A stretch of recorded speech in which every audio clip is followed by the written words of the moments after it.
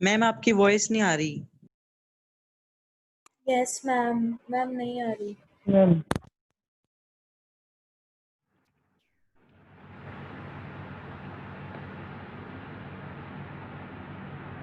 अभी आ रही है? यस मैम, अब आ रही है। Yes ma'am. Yes ma'am. तो एनाफेज नेक्स्ट फेज है, थर्ड फेज है माइटोसिस का। इस फेज में क्या होता है? इस फेज में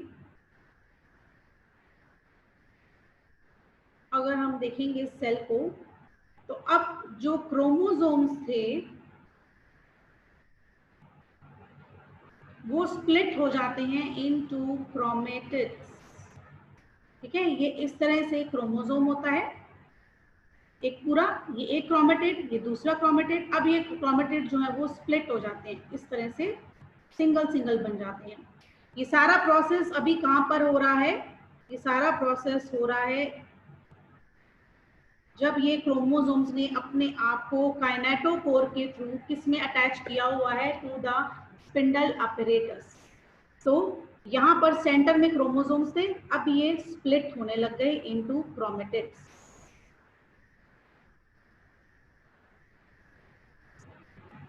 ये क्रोमेटिड्स में स्प्लिट हो जाते हैं, हाफ हो जाता है इनका इस तरह से, और ये स्प्लिट हो जाते हैं।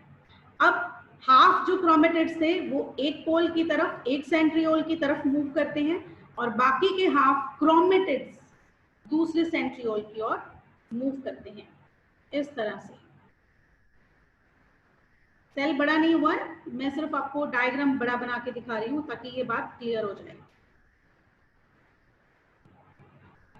ये स्पिंडल अपरेटस है, ठीक है, और ये इसके ऊपर जो है ये क्रोमोसोम है। तो ये क्रोमेटिड्स जो हैं अब इस तरह से ऑपोजिट पोल की तरफ मूव करने लगे हैं।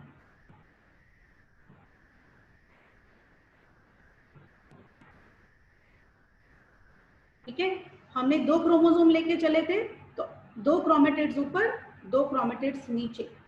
ठीक है, इसके वाला एक पार्ट ऊपर की ओर और एक पार्ट नीचे की ओर। ऐसे ही दूसरे क्रोमोसोम का भी आधा क्रोमेटिड ऊपर और आधा क्रोमेटिड नीचे की ओर आने लग जाता है ड्यूरिंग द एनाफेज। ठीक है, लेकिन इनकी मूवमेंट भी एक, इसका एक पैटर्न होता है कि इसका जो ये सेंट्रोमियर है ये पहले पोल की तरफ जाता है और क्रोमेटिड्स बाद में पोल की तरफ जाते हैं। नीचे भी मैंने ऐसे ही बनाया है कि सेंट्रोमियर पहले पोल की तरफ जो है पॉइंट कर रहा है और क्रोमेटिड्स जो है वो पीछे हैं। तो इसको हम बोलते हैं स्पेशली जो है क्रोमोसोम्स क्रोमेटिड्स में स्प्लिट हो गए और इनकी मूवमेंट शुरू हो जाती है टुवर्ड्स द सेंट्रियोल्स। सेंट्रियोल्स की तरफ जो है ये मूव करने लग जाते हैं। किस तरह से मूव करते हैं? मूवमेंट इनकी होती है इज सच दैट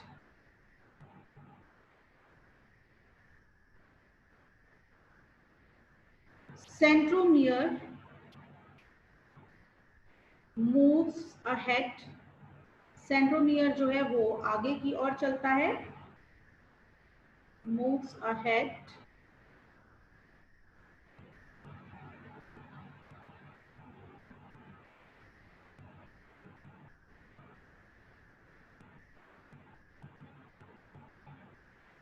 आपको स्क्रीन पे बेटा नजर आ रहा है सब? Yes ma'am. Yes ma'am. Iman कुछ भी दिखा है स्क्रीन पर? Please move this window away from ma'am shared blank है पूरी। एप्लीकेशन आ रहा है। क्या आ रहा है? Please move this window away from shared application. सारा आ रहा है जो आपने लिखा हुआ है। सब आ रहा है, लिखा हुआ है वो तो आ ही रहा है। लिखा हुआ तो आ रहा है। ये मैं देखती हूँ कुछ और या तो ओपन है।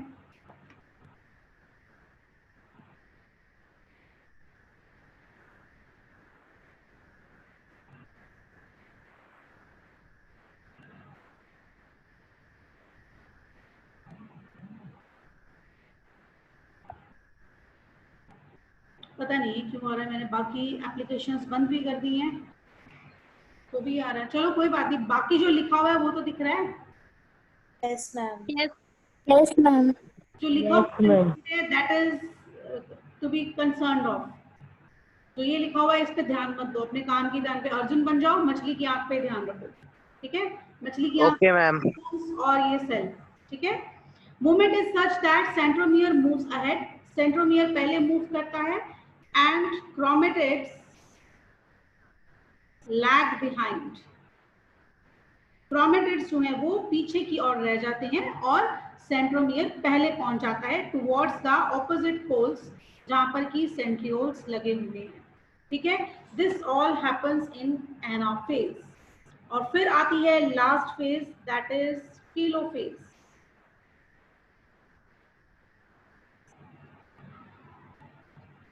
टीलोफेज लास्ट फेज है।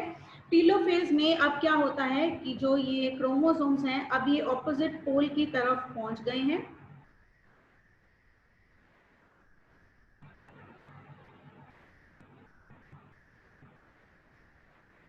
ये जो क्रोमेटिड्स थे ये अब पूरी तरह से ऑपोजिट पोल की तरफ पहुंच चुके हैं, दो इधर और दो इधर, ठीक है? अपने अपने एंड्स पर पहुंच गए हैं, स्पिंडल फाइबर के एंड पर, ठीक है? हाफ ऑफ हो गए हैं।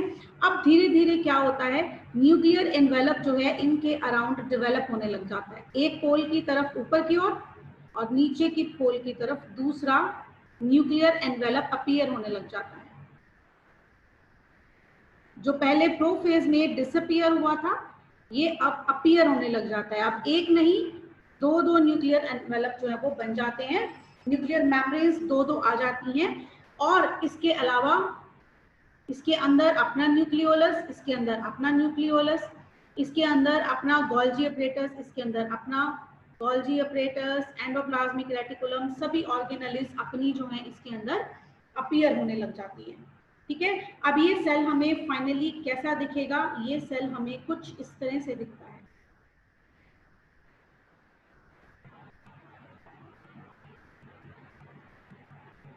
ये न्यूक्लियर मेम्ब्रेन इस सेल की, ये न्यूक्लियर मेम्ब्रेन इसकी, ठीक है? ये दो क्रोमेटिड्स इसके अंदर और दो क्रोमेटिड्स इसके अंदर। जो स्पिंडल था अब वो डिसअपीयर हो जाएगा, स्पिंडल अपरेटस जो है वो डिसअपीयर हो जाएगा और न्यूक्लियर एनवेलप ये सब अपीयर हो जाएंगे, साथ में न्यूक्लियोलस, गोल्जी अपरेटस, ठीक है? एंडोप्लाज्मिक रेटिकुलम इसका अलग, इसका अलग, इसका गोल्जी अपरेटस, इसका गोल्जी अपरेटस, और बाकी सभी ऑर्गेनेलिस जो इस सेल की थी, जो ओरिजिनल सेल के अंदर थी, वो सब फिर से अपीयर होनी स्टार्ट हो जाती है। तो टीलोफेज में जो इंटरफेज में सारा कुछ गायब हो गया था वो वापस आ जाता है, ठीक है? इस तरह से अब हम क्या बोलेंगे कि सेल का न्यूक्लियस पहले एक था और अब ये 1 और 2, दो न्यूक्लियस में, एक ही सेल के अंदर अब दो न्यूक्लियस हैं, ये दो न्यूक्लियस में डिवाइड हो गया है, ठीक है? अभी जो है इसके पास जो है डिवीजन जो हुई है इसके सिर्फ न्यूक्लियस की हुई है, न्यूक्लियस को हम बोलते हैं कैरियन। तो ये जो माइटोसिस हुई है अब तक, जो हमने प्रोफेज, मेटाफेज, एनाफेज, टीलोफेज किया है, ये पूरे प्रोसेस को हम क्या बोलते हैं, कैरियोकाइनेसिस। मीन्स ऐसा प्रोसेस जिसमें कि न्यूक्लियस 1 से 2 में डिवाइड हो गया है। लेकिन सेल के पास ये सारा साइटोप्लाज्म भी है। अब साइटोप्लाज्म को भी 2 इक्वल पार्ट्स में डिवाइड करना है, तो नेक्स्ट स्टेप जो है वो क्या होगा, दैट विल बी साइटोकाइनेसिस, ठीक है? लेकिन इसके साथ टीलोफेज में एक चीज और होती है, अब ये जो क्रोमेटिड्स थे ये फिर से जो है वो कंडेंस हुए थे ना, अब ये वापस फिर से क्रोमेटिन मटेरियल में बदल जाएंगे, लाइक दिस। ये इसका न्यूक्लियर मेम्ब्रेन, ये इसका न्यूक्लियर मेम्ब्रेन। लेट टीलोफेज में, जब टीलोफेज एंड हो रही है, तो हम क्या देखेंगे, यहाँ पर फिर से ये एक थ्रेड की फॉर्म में, डीएनए की फॉर्म में क्रोमेटिन मटेरियल बन गया। बाकी ऑर्गेनेल्स एज इट इज इसके अंदर प्रेजेंट होंगी। अब जो है होगी इसकी साइटोकाइनेसिस, यानी कि दोनों में साइटोप्लाज्म भी बराबर का डिवाइड किया जाएगा, ठीक है? तो साइटोकाइनेसिस जो है एनिमल सेल और प्लांट सेल में डिफरेंट होती है। Animal cell cytokinesis, very very important topic है ये। इंपॉर्टेंट मतलब नीट के पॉइंट ऑफ व्यू, किसी भी कॉम्पिटिटिव एग्जाम के पॉइंट ऑफ व्यू से भी, और कभी कभी थ्योरी में भी इनका डिफरेंस आ जाता है। Plant cell cytokinesis and animal cell cytokinesis. Animal cell cytokinesis में क्या होता है, there is formation of furrow. Furrow क्या होता है, फरो मीन्स एक गड्ढा, एक गड्ढा बन जाता है in the plasma membrane. Plasma membrane में एनिमल सेल में एक गड्ढा बनता है। ये मैं आपको ये दिखा रही हूँ, इस तरह से ये प्लाज्मा मेम्ब्रेन है और इसमें ये इस तरह से एक गड्ढा, एक फरो ये बन रही है, ठीक है। और ये जो फरो है, ये फरो धीरे धीरे आउटर से यानी कि पेरिफेरी से अंदर की ओर इस तरह से ये बढ़ती जाती है और फाइनली ये सेल दो में डिवाइड हो जाता है। Furrow is form in plasma membrane, it deepens और गहरी होती जाती है और गहरे होने के साथ साथ अल्टीमेटली दोनों तरफ से इट जॉइंस। ये जो फरो थी ये दोनों तरफ से ज्वाइन हो जाती है सेंटर में आकर पेरिफेरी से। पेरिफेरी क्या होता है, बॉर्डर। पेरिफेरी से सेंटर की ओर मूव कर ये ज्वाइन हो जाती है और न्यूक्लियर मेम्ब्रेन और वो सब तो पहले से ही इसके अंदर डिवाइड था। सेल ऑर्गेनेल्स भी सबके पास अपनी अपनी थी, ठीक है। तो अभी ये सेल दो पार्ट्स में डिवाइड हो गया, एनिमल सेल। प्लांट सेल की अगर हम बात करें तो प्लांट सेल में सबसे पहले सेल वॉल बनती है। सेल वॉल फॉर्मेशन होती है कहां पर, इन द सेंटर। अब प्लांट सेल के पास सेल वॉल है तो यहाँ सेंटर से पहले सेल वॉल फॉर्मेशन शुरू हो जाती है, सेल वॉल बननी शुरू हो जाती है। और ये जो सेल वॉल है ये सेंटर से शुरू होकर इस तरह से पेरिफेरल यानी कि साइड्स की ओर जाती है, ठीक है। फिर एक नई सेल वॉल जो है वो बननी शुरू हो जाती है इधर और इधर। पहले सेंटर में बनी, फिर नई जो है पेरिफेरी की तरफ जाकर नई सेल वॉल का जो है फॉर्मेशन हो जाता है। और फाइनली जब हम इसको इस स्टेज में देखते हैं तो ये हमें प्लेट लाइक लगती है, तो इस सेल वॉल को हम बोलते हैं सेल प्लेट। एक प्लेट जिसने दोनों सेल्स को अब डिवाइड करके रखा है। बेसिकली क्या है, ये सेल वॉल है और इसे हम क्या बोलते हैं, सेल प्लेट, ठीक है। और बहुत ही जल्दी जो है ये जो सेल प्लेट है बेसिकली आगे चलकर सेल में ये क्या फॉर्म करेगी, it will form middle lamina. अब ये इस तरह से फैल के इसको सेल को इधर और इस सेल को इधर से कवर कर लेगी। और ये वाली लेयर जो है सबसे बाहर वाली हमने पढ़ी थी सेल वॉल की layer, that is middle lamella. अब ये मिडल लैमिला बनेगी, इसके अंदर फिर सेल वॉल बनेगी, ठीक है। Primary cell wall, secondary cell wall, और ये प्लांट सेल डिवाइड हो गया। न्यूक्लियस तो पहले से ही डिवाइड हो गया था, ऑर्गेनेल्स पहले से ही बन गई थी। ये मैंने यहाँ पर अनइक्वल बनाया लेकिन अनइक्वल नहीं होती, ये डिवीजन इक्वल होती है। यहाँ पर ड्रॉ करने में मेरा इक्वल नहीं बने हैं दोनों सेल्स, लेकिन दोनों सेल्स जो बनेंगे ये इक्वल होंगे। तो अब ये प्लांट सेल भी डिवाइड हो गया। फर्क क्या है दोनों में, एनिमल सेल की साइटोप्लाज्म के डिवीजन जो है वो साइड से शुरू होकर पेरिफेरी से शुरू होकर सेंटर तक आती है, और इसके अंदर सेंटर से एक सेल वॉल बनती है जो कि आगे चलकर मिडल लैमिला कहलाती है, और वो पेरिफेरल साइड्स पर जाकर पूरे सेल को यूं कवर करती है, जो आगे चलकर मिडल लैमिला बनती है। और फिर मिडल लैमिला से cell wall, primary cell wall, secondary cell wall secrete होती है, और उसके अंदर प्लाज्मा मेम्ब्रेन, और फिर ये दो न्यूक्लियस। और फाइनली अब ये सेल डिवाइड हो गया, ये भी दो सेल्स बन गए और ये भी दो इक्वल सेल्स बन गए। अब अगले 24 घंटे में ये सेल अलग, ये सेल अलग, ये दोनों फिर से वही फेजेस में जाएंगे। कौन सी, I phase and then M phase. I phase जिसमें लगभग 23 आवर्स लगेंगे, और ये जो हमने अब तक सारा पढ़ा है, karyokinesis, prophase, metaphase, anaphase, telophase और साइटोकाइनेसिस, इन सबको मिलाकर टोटल कितना टाइम लगता है, ओनली 1 आवर। और इन सब की तैयारी में कितना टाइम लगता है, 23 आवर्स, ठीक है। क्लियर है? Yes ma'am. Yes, ma'am. इसमें अभी क्वेश्चन अराइज होता है, Yes, ma'am. बड़ा इंटरेस्टिंग ये क्वेश्चन अराइज होता है, सेल डिवाइड क्यों करता है। Why do cell divide? क्या जरूरत हो जाती है, अचानक ऐसा क्या हो जाता है सेल को कि वो डिवाइड करता है? क्या ऐसी इंडिकेशन आ जाती है कि अच्छा भला सेल पड़ा है, ऐसे ही अपने डीएनए को डबल कर लेता है, उसके बाद डिवाइड करने लग जाता है? डीएनए डबल करके भी बैठ सकता है, क्यों नहीं ऐसा होता? कुछ है आइडिया सेल्स क्यों डिवाइड करते हैं? यस मैम, बताऊं मैम? हाँ बताओ बताओ, बिल्कुल। राघव बोल रहे हैं। मैम जैसे सेल बोर्न आउट या डेड हो जाते हैं तो नए सेल्स को बनाने के लिए जो प्री एग्जिस्टिंग सेल्स हैं उनको डिवाइड होना पड़ता है। ऐसे ही होना पड़ता है, कोई जरूरी नहीं है, नहीं करता मैं, मेरी मर्जी है। तो फिर सेल्स कम हो जाएंगे मैम। सेल को क्या पड़ी है? तुम्हारे सेल टूटे हैं, तुम्हारी टेंशन है, सेल को क्या पड़ी है? मैम उसकी क्या टेंशन है इसमें? मैम मैम जैसे नेक्स्ट जनरेशन के लिए मैम डीएनए कॉपिंग होती है। इट्स लाइक, पहले एक बार मैं राघव की बात का जवाब दे दूं। अगर शहर में 100 लोग मर गए तो क्या जरूरी है कि 100 लोग नए पैदा करें? क्या ये जिम्मेदारी बन जाती है मैम हमारी? एक्सक्यूज मी मैम, हाँ जी। मैम वो नेक्स्ट जनरेशन के लिए डीएनए कॉपिंग होती है मैम सेल के अंदर। क्यों, ये क्या बात हुई? नेक्स्ट जनरेशन कौन हुआ? मेरी फिंगर पे चोट लगी, इतनी स्किन निकल गई, कौन सी नई जनरेशन बन गई? फिंगर ही बनी है, वही पुरानी जैसी थी वैसी बन गई। मैं बताऊं हाँ जी।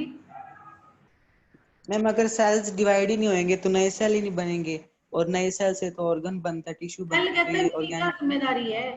फिंगर बनेगी तुम्हारी बनेगी, 50 सेंटीमीटर से 6 फुट के होगे तुम होगे, मैं क्यों टेंशन लूं डिवाइड करके? ऑर्गेनिज्म 24 ही नहीं घंटे अपने बनेगा लगाओ। मैम, सेल की ऑर्गेनिज्म ही नहीं मजबूरी बनेगा। होती है। अब लिसन, इसके पीछे टेक्निकल आंसर है, ठीक है? Why do cells divide? Cell की मजबूरी है कि उसको डिवाइड करना पड़ेगा। क्यों?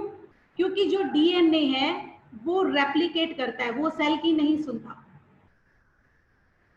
24 घंटे में मैम वो हमारा हो जाएगा एक ही सेल के अंदर, क्या? डीएनए ओवरलोड हो जाएगा एक ही सेल के अंदर। Yes, this is the answer. But इसको थोड़ा और अच्छे से तरीके से आंसर दिया जा सकता है। इसको आप ऐसे आंसर करेंगे कि डीएनए डबल हो गया, तो हर एक सेल के अंदर साइटोप्लाज्म और जो डीएनए है या न्यूक्लियस है, इसकी एक रेशो फिक्स्ड होती है। सपोज कर लो किसी सेल में रेशो क्या है, 1:2 है, कि अगर 1 ग्राम जो है वो न्यूक्लियस का कंटेंट होगा तो 2 ग्राम जो है वो साइटोप्लाज्म का कंटेंट होगा। सेल की ये रेशो ही बनी रहना जरूरी है, ठीक है? लेकिन 24 घंटे में न्यूक्लियस के अंदर का कंटेंट क्या होता है? That is DNA. DNA double हो गया, 1 ग्राम से 2 ग्राम बन गया, ठीक है? अब ये जो 1 थी रेशो न्यूक्लियस की, अब ये कितनी होगी? 2:2, यानी कि 1:1। रेशो क्या होनी चाहिए थी? 1:2। हमारी बॉडी में हर एक चीज की एक रेशो है, सेल को भी अपनी एक रेशो मेंटेन करनी है। अगर आई का साइज इतना ही है तो इतना ही रहेगा, पूरे फेस जितनी आई नहीं होगी। हर चीज की अपनी लिमिटेशंस हैं, अपनी बाउंड्रीज हैं, अपनी रेशोज हैं। सेल के अंदर के कंटेंट्स की भी अपनी बाउंड्रीज हैं, अपनी रेशोज हैं। न्यूक्लियस का कंटेंट जो है वो साइटोप्लाज्म से हाफ रहना चाहिए, और अगर न्यूक्लियस का कंटेंट डबल हो गया तो वो साइटोप्लाज्म के बराबर हो गया। सेल रेशो जो है वो डिस्टर्ब हो गई। अब सेल रेशो जो डिस्टर्ब हो गई, इसको ठीक करने के लिए सेल को डिवाइड करना पड़ता है। एक्चुअली सेल डिवाइड करता है इस बड़े हुए डीएनए की वजह से। डीएनए ज्यादा हो गया तो उसको 2 हिस्सों में बराबर बांट दिया जाता है, और अगेन न्यूक्लियस और साइटोप्लाज्म की रेशो जो है वो फिर से नॉर्मल हो जाती है, ठीक है? क्लियर बेटा? Yes yes ma'am. Yes ma'am. Yes ma'am. Divide, cell divide करते हैं क्योंकि डीएनए डबल हो गया और अब सेल के पास कोई रास्ता नहीं है, वो डिवाइड करके उसको 2 में बांट देता है और अपनी रेशो फिर से नॉर्मल कर लेता है, ठीक है? Yes ma'am. हाँ जी, और कोई डाउट आज के लेक्चर में? No ma'am. कोई डाउट नहीं है? No ma'am. ठीक है, चलो फिर एग्जिट करते हैं। कोई अगर फिर भी डाउट हो तो आप कल क्लियर कर सकते हैं, ठीक है?